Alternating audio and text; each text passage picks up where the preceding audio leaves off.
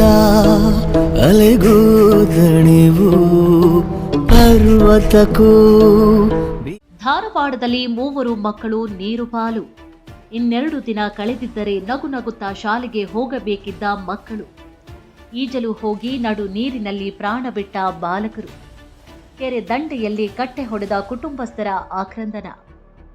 ಹೌದು, ನೆತ್ತಿಯ ಮೇಲೆ ಸುಡುವಂತಹ ಬಿಸಿಲಿನ ತಾಪಕ್ಕೆ ತಣ್ಣಗಾಗಲು ಹತ್ತಿರದ ಕೆರೆಗೆ ಈಜಲು ಹೋಗಿದ್ದಂತಹ 3 ಬಾಲಕರು ನೀರಿನಲ್ಲಿ ಮುಳುಗಿ ಮೃತಪಟ್ಟಂತಹ ಘಟನೆ ತಾಲೂಕಿನ ಸಿಂಗನಹಳ್ಳಿ ಗ್ರಾಮದ ಸಮೀಪದ ಕೆರಮ್ಮನ ಕೆರೆಯಲ್ಲಿ ಸಂಭವಿಸಿದೆ. ಸಿಂಗನಹಳ್ಳಿ ಗ್ರಾಮದ ನಿವಾಸಿಗಳಾದ ಅನ್ವರ ಇಬ್ರಾಹಿಂ ವಟ್ನಾಳ, ಸುಭಾನಿ ಇಸಾಕ್ ಬಾಗಜಿಕೊಪ್ಪ ಹಾಗೂ ಮೆಹಬೂಬಾ ಸುಭಾನಿ ದಾದಾಫಿರಾ ವಡ್ನಾಳ ಮೃತಪಟ್ಟ ದುರ್ದೈವಿಗಳು.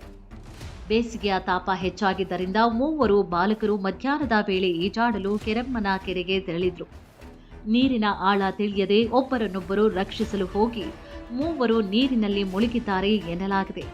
ಬಾಲಕರು ಮನೆಗೆ ಬಾರದೇ ಇದ್ದಾಗ ಆತಂಕಗೊಂಡಂತಹ ಪೋಷಕರು ಹುಡುಕಾಟ ನಡೆಸಿದಾಗ ಘಟನೆ ಬೆಳಕಿಗೆ ಬಂದಿದೆ.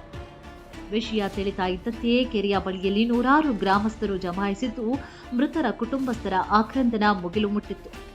ಆಟವಾಡಿ ಮನೆಗೆ ಬರಬೇಕಾಗಿದ್ದಂತಹ ಮಕ್ಕಳು ಶವವಾಗಿ ಮನೆಗೆ ಮರಳಿರುವುದನ್ನು ಕಂಡು ಹೆತ್ತ ಕರುಳುಗಳು ರೋಧಿಸ್ತಾ ಇದ್ದಂತಹ ದೃಶ್ಯ ನೆರೆದಿದ್ದವರ ಕಣ್ಣಾಳಿಗಳನ್ನ ತೇವಗೊಳಿಸಿತು. ಉದಯ ವಾರ್ತೆ ನ್ಯೂಸ್, ಧಾರವಾಡ.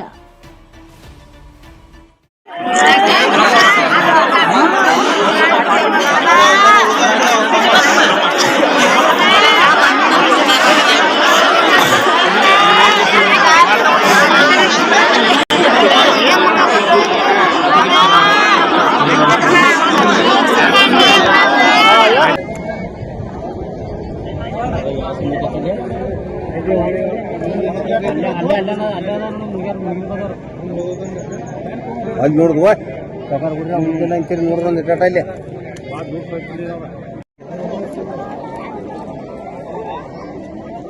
ಮತ್ ನಮ್ಮ ಸರಿಯಾನ ಪೆಂಡಲ್ ಭಾಳ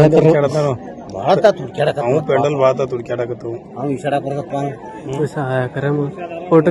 ಆಟದಾನವ ಇದನ್ನ ಅವ್ನು ಪೆಂಡಲ್ ಚಂದ ಇಸಾಡ್ತಾನಪ್ಪ ಪೆಂಡಲ್